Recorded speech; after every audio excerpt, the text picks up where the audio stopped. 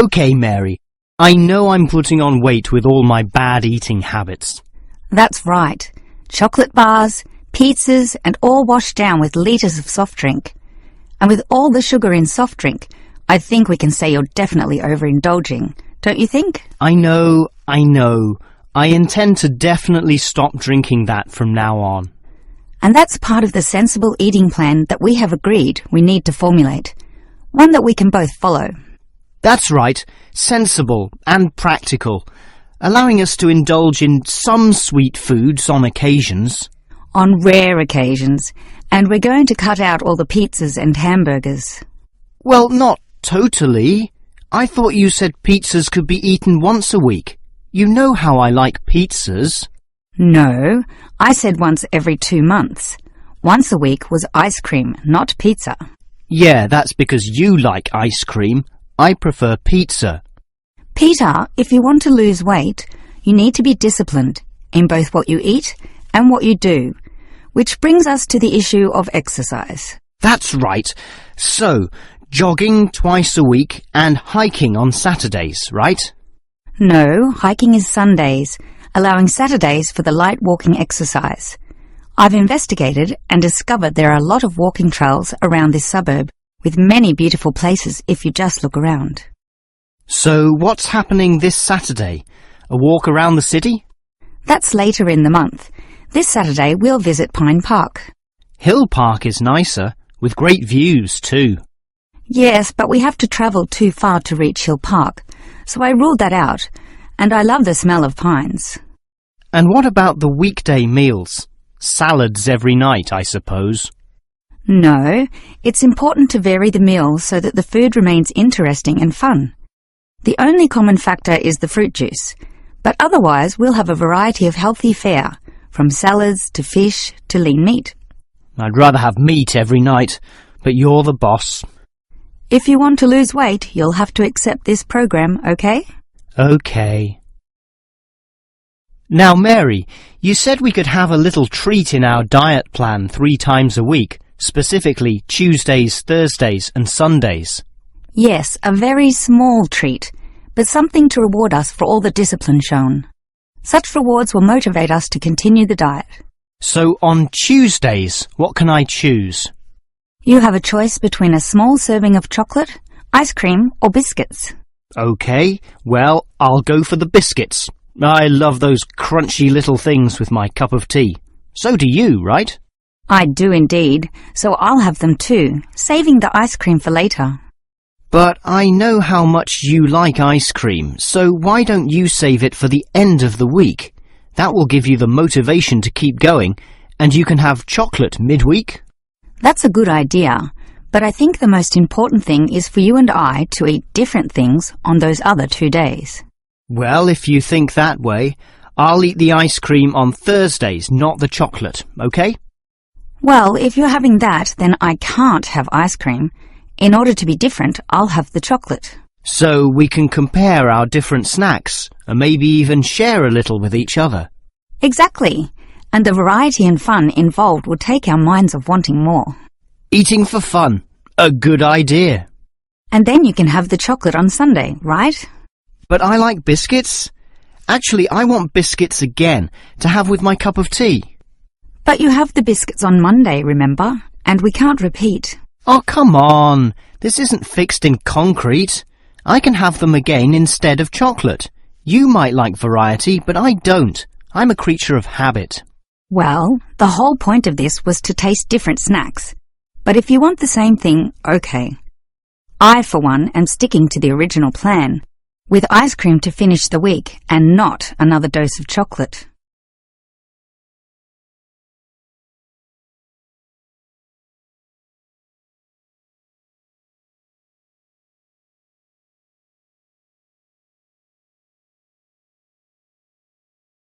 Hello everyone, and welcome to the Stanfield Childcare Centre.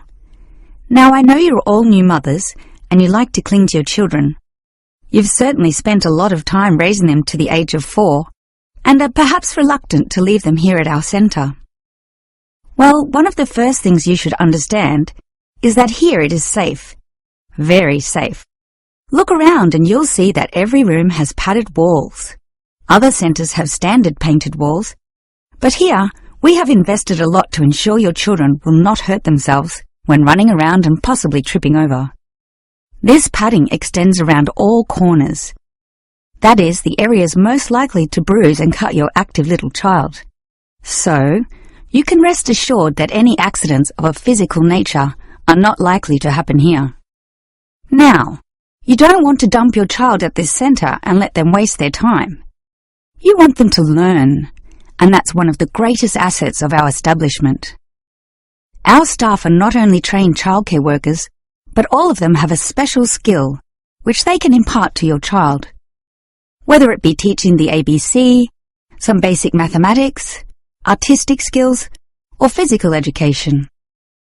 We are particularly known for our preschool literacy program and have a wealth of learning toys specially designed to develop your child's potential.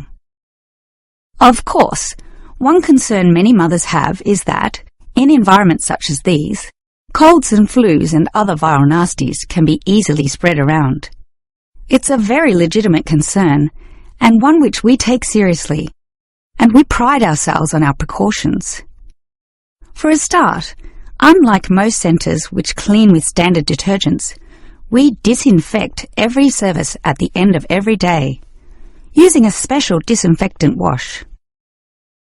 Some places just wipe surfaces daily with a damp cloth, but not us, and that's just the start. We also physically check your children when they arrive every day, and if we feel your child is sick, we ask him or her to wear a face mask to ensure germs are not transmitted. If your child is noticeably sick, then we ask you to take them back home to recover. This might sound a little unkind, but we hope parents can understand that these measures are for the benefit of all. Now at Stanfield Childcare Centre, we have excellent childcare officers, and let me briefly introduce them.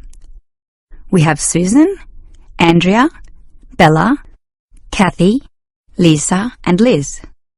They're all fully trained and come with some individual assets which make them even better.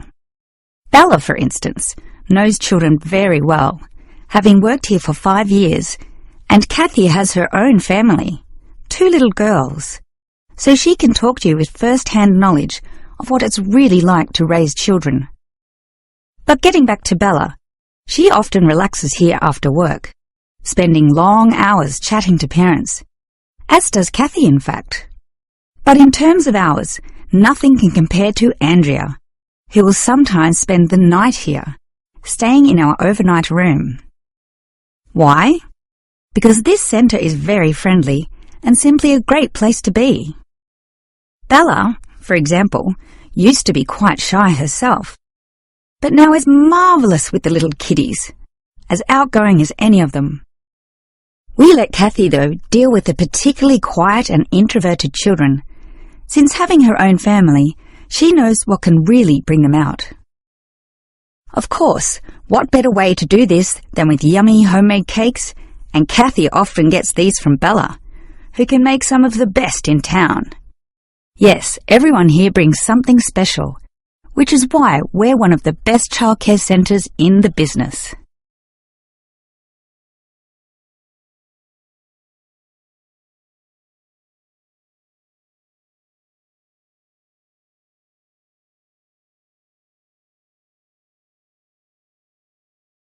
Hi, Miss Harris. Here we are talking once again. Well, I'm always willing to help out wherever possible. Is anything troubling you? Well, your advice last week about writing summaries was very useful, and I'm using these summaries a lot in order to prepare my final master's thesis. But you're having problems, right? Yes, I have a few issues to discuss. Obviously, I want a good essay, and I want to achieve high marks, but I'm not sure on the best way to start.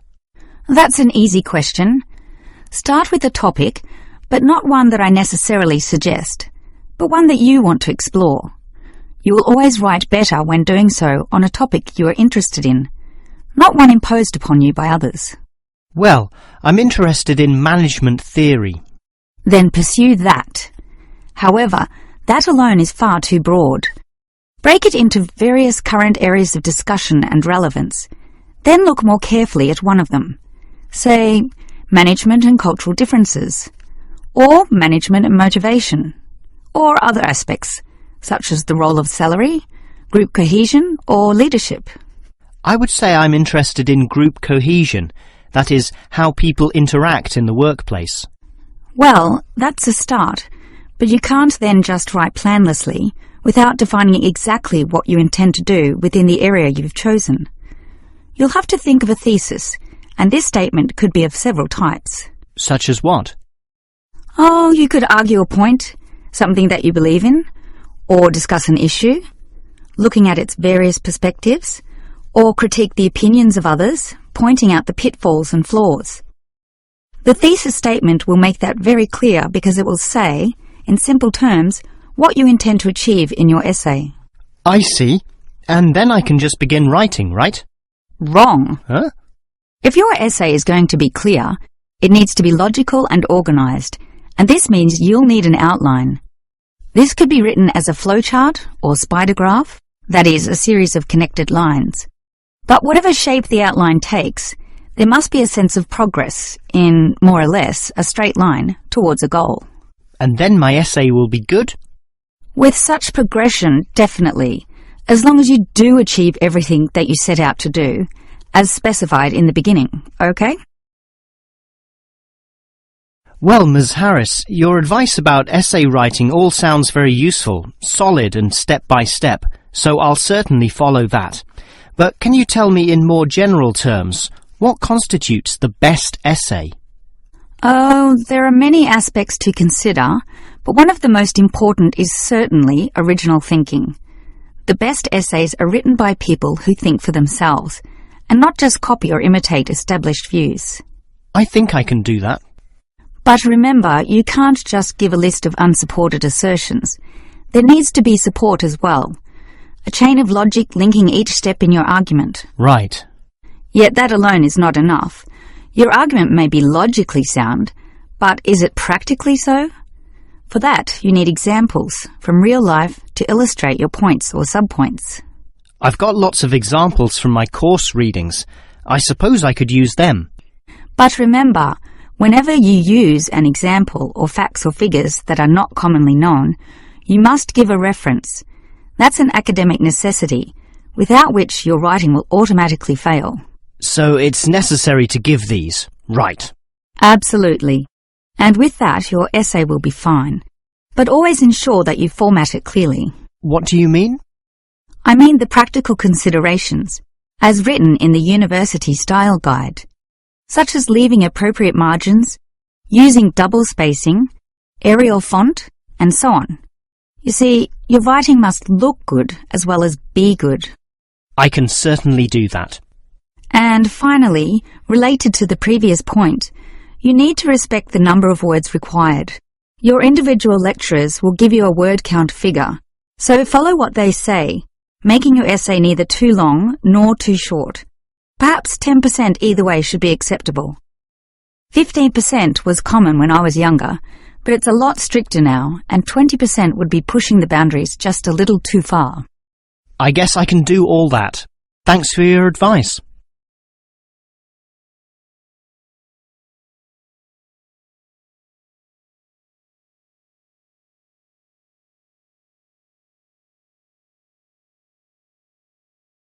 In the night sky, the stars appear to revolve around the Earth, rising in the east and disappearing in the west.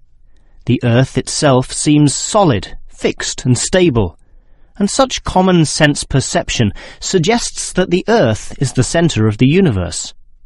This is known as geocentrism, with geo meaning Earth, and all pre-modern civilizations drew this conclusion. We now know, of course, that the Earth revolves around the Sun, and this is called heliocentrism, with helio meaning sun. But historically, it took quite a while for this to be deduced. As early as the 3rd century BC, an ancient Greek astronomer, Aristarchus of Samos, proposed heliocentrism, but received little support from his peers. Similarly, throughout subsequent history, isolated individuals proposed this new idea, but again, no one was listening. Geocentrism just seemed too logical to refute. Geocentrism also fitted the views of the established Christian Church, who could quote biblical passages such as, "The world also shall be stable, that it be not moved." Those who dared disagree were subject to accusations of heresy, often with dire punishments to follow. The trouble was, as the night sky was observed more closely, that simple revolution of the stars proved not so simple at all. In relation to the other stars, some steadily wandered in given directions, then sometimes reversed for months, and disappeared altogether. They were called planets, meaning wanderers. In addition, the position of the sun and moon altered slightly over the year, and comets, those mysterious glowing spots, would come and go. In order to predict the motion of the planets and accurately serve the primary purpose of navigation for sailing ships, increasingly elaborate mathematical models were needed, a sure sign that something was not quite right. Heliocentrism, or the belief that the sun is the center of the solar system, still needed a mathematically sound description before it could be scientifically accepted. And it was a Polish astronomer, Nicholas Copernicus, who in 1543 first published this. This event is sometimes referred to as the Copernican Revolution. Copernicus himself certainly feared the consequences of his proof, knowing full well it might invoke the anger of the established church. Probably for this reason, he waited until the last year of his life, when he was sick and dying, to release his findings. In addition, the preface of the book, written by a respected member of the church, stated that the model was not necessarily correct. As a result of this, there was no revolution whatsoever. In fact, the book received scant attention in the subsequent decades, apart from a few irate clergymen who angrily dismissed the whole scheme as irrelevant. Yet the following generations of astronomers did not always fare so well. The Italian scientist Galileo got into trouble, as did a fellow Italian with the surname Bruno, Giordano Bruno, who was burnt at the stake. Yet ultimately nothing could slow the spread of heliocentrism across Europe. It formed the basis of Isaac Newton's great work on the motion of the planets, a work which implied that even the sun, around which the Earth circled, was itself in motion around a common centre of gravity. No discourse about heliocentrism could finish without mentioning that, somewhat unbelievably, there still exist those today who choose to believe that the Earth is the centre of the universe. Modern geocentrism is usually the result of literal interpretations of the Bible, which is the cornerstone of these people's beliefs. They, therefore, also believe in creationism, that is, that a God created everything, and while we may smile at this, it is sobering to consider that surveys have revealed that up to 10% of British people, 12% of Europeans, 20% of the USA, and 25% of the Middle East still hold the belief that the sun revolves around the Earth. One can only wonder what Copernicus would have thought of this.